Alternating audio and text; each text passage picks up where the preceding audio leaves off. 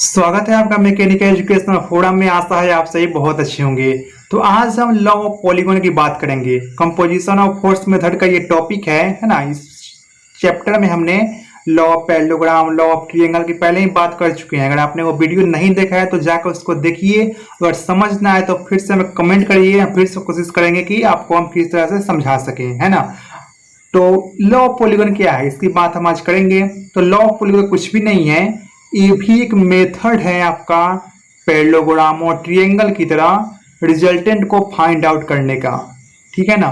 Difference सिर्फ इतना है कि जो लॉ ऑफ पैरेललोग्राम है, लॉ ऑफ ट्रायंगल है, उसमें आप ग्राफिकली भी उसको सॉल्व कर सकते हैं और एनालिटिकली भी उसको सॉल्व कर सकते हैं। लॉ ऑफ पॉलीगॉन में आपका एक ग्राफिकल मेथड है सॉल्व करने का रिजल्टेंट को। टोटली ग्राफिकल मेथड है ये। ग्राफिकल मेथड और एनालिटिकल मेथड क्या होता है, इसकी पहले ही बात हम कर चुके हैं, तो इस पर हम ज़्यादा टाइम वेस्ट अपना नहीं करेंगे। जो पॉलीगन जो वर्ड है ना, पॉलीगन का मतलब होता है बहुभुज, जिसकी बहुत सारी भुजाएं हों।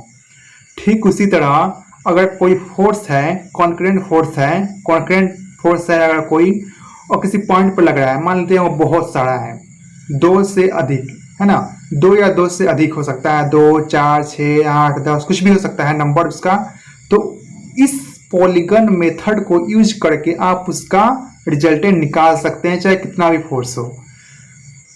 कैसे निकालेंगे, निकालने का मेथड एकदम सिंपल है, इसको मैं अभी बताऊंगा भी। लेकिन एक और बात आप ध्यान रखिए कि बहुभुज है ये, पॉलीगन है, इसके जो साइड होंगे ना, जितने भी फोर्सेज लग रहे होंगे, इस सभी फोर्सेज को उठाकर उसके साइड के रूप में दिखाना है, उसका भुजा बना देनी है।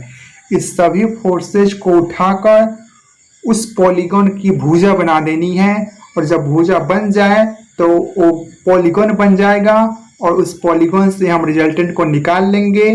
कैसे निकालेंगे उसको अभी हम देखते हैं, ठीक है ना। तो अब हम लॉ ऑफ पॉलीगन का यूज करते हुए ग्राफिकली हम जो है ना रिजल्टेंट को फाइंड आउट करने का तरीका सीखते हैं। तो मान लीजिए कि 4 फोर्स है, F1, F2, F3, F4, किसी पॉइंट पर लग रहा है, वो पॉइंट है आपका O, यानी सभी कॉन्करेंट फोर्स सिस्टम में की कैटेगरी में आएंगे। अब ग्राफिकली जब इसको सॉल्व करने जाएंगे ना, तो आपको स्केल की नीड पड़ेगी, और आपको पता है कि जो F1, F2, F3 और F4 है ये न्यूटन में आएगा। यानी इसको आपको स्केल से रिप्रेजेंट करने के लिए इसको आप सेंटीमीटर, मीटर या फिर किसी दूसरे यूनिट में कन्वर्ट कर सकते हो, लेकिन न्यूटन के लिए कोई स्केल नहीं आता है। तो मान लीजिए कि 1 न्यूटन को मैंने 0.1 सेंटीमीटर में इसको कन्वर्ट कर दिया मैंने। अगर F1 की वैल्यू आपकी 10 न्यूटन है, तो ये कितने के बराबर हो जाएगा, 10 × 0.1, यानी 1 सेंटीमीटर के ये बराबर हो जाएगा। ठीक उस तरह आप इन सभी फोर्सेज को भी कन्वर्ट कर सकते हैं। तो अब देखिए, 1 मिनट, थोड़ा सा कैमरा जो है, 1 सेकेंड, अब सही हो गया। तो अब हम ड्रॉ करेंगे। हम क्या करेंगे, पॉइंट O ले लेंगे। यहाँ पर F1 से ही हम स्टार्ट करेंगे। हम मान लेते हैं ये पॉइंट आपका O है। अब ये 1 सेंटीमीटर था, इसी के पैरेलल F1 हम ड्रॉ करेंगे, 1 सेंटीमीटर का F1। ये है ये एक वेक्टर बन गया। ये चूंकि ये फोर्स था तो ये इसका वेक्टर है। जब ड्रॉ कर रहे हैं हम स्केल से, ये वेक्टर है। वेक्टर में ये इसका टेल है, ये इसका हेड है, ये आपका F1 है। अब F2 ड्रॉ करने के लिए इस हेड से टेल को मिलाना होगा। तो F2 जो है आपका एकदम हॉरिजॉन्टल में है, एकदम एक्सिस पे ये है, एकदम हॉरिजॉन्टल। तो ये आपने F2 को ड्रॉ कर दिया, ये आपका F2 हो गया। और F3 जो है F2 के इस तरफ से है, आप देख रहे हैं ये कुछ एंगल पे है, इसी के पैरेलल हम ड्रॉ करेंगे यहाँ पे F3। ये आपका स्केल से सही होगा, पैरेलल किस तरह से होगा, स्केल से ही हो पाएगा। ये है आपका F3। F4 आपका कुछ इस तरह से है, तो हम F3 के ऊपर से इसको ड्रॉ करेंगे F4 को, ठीक है ना। ये F1, F2, F3 हो गया। ये आपका F4 है। ये जो यहाँ से यहाँ तक आपका, इस पे दूसरा कोई फोर्स नहीं है, ताकि हम इसको यहाँ से यहाँ तक ज्वाइंट कर सके। यानी इसको जब ज्वाइंट करेंगे ना आप, जब खाली स्पेस बच जाए, तो इस हेड से, ये जो टेल है ना, टेल से टेल को ज्वाइन करेंगे, और यहाँ पे हेड से हेड को ज्वाइन करेंगे। और ये जो लाइन आपने जो ड्रॉ किया है ना, यही लाइन आपका रिजल्टेंट होता है।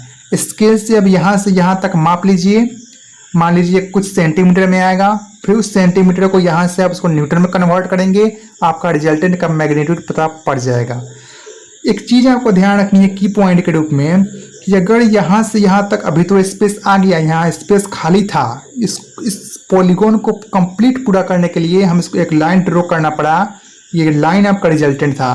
लेकिन अगर लाइन ये ना मिले तब का क्या करेंगे, मान लेते हैं कुछ इस तरह का अरेंजमेंट हो जाए, ये F1 हो जाए, ये F2 हो जाए, ये F3 हो जाए और ये F4 इसके साथ मिल जाए। इसका क्या मतलब है, इसका यही मतलब है कि यहाँ पर कुछ खाली स्पेस बचाना है कि हम कुछ अलग लाइन यहाँ पर ड्रॉ कर सकें, यानी कुछ खाली लाइन बचाना ही, हमको एक अलग लाइन ड्रॉ करने की नीड नहीं पड़ी। इसका मतलब यहाँ पर रिजल्टेंट है ही नहीं, रिजल्टेंट की वैल्यू 0 है, तभी यहाँ पर कुछ स्पेस खाली नहीं बचा।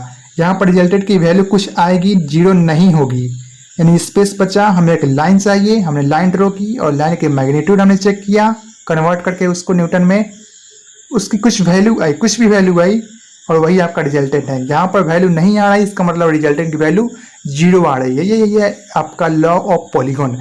आई थिंक आपको समझ आ गई होगी। अगर समझ आ गई तो कमेंट सेक्शन में जरूर बताइएगा, ठीक है ना। और feedback is very very important. आप फीडबैक जरूर दीजिए, समझ आई नहीं आई और किस तरीके से समझाया जा सकता है, उसको भी आप जरूर बताएं कि कहाँ पर प्रॉब्लम हुई, कहाँ पर आप फंसे। जिस तरीके से मैं आसानी से आपको समझाने की कोशिश कर रहा हूँ, चीज़ें उतनी ही आसान होती है, बल्कि हम समझ उसको नहीं पाते हैं, है ना। बुक में क्या होता है कि उसको एक लैंग्वेज के रूप में लिखा जाता है, भाषा के तरीके से उसको लिखा जाता है, इसलिए थोड़ा सा कॉम्प्लिकेटेड हो जाता है समझना, लेकिन चीज़ें इतनी ही आसान होती है, ज़्यादा कुछ होता नहीं है। तो कमेंट्स करके जरूर बताइएगा कैसी लगी ये वीडियो आपको। Okay, bye.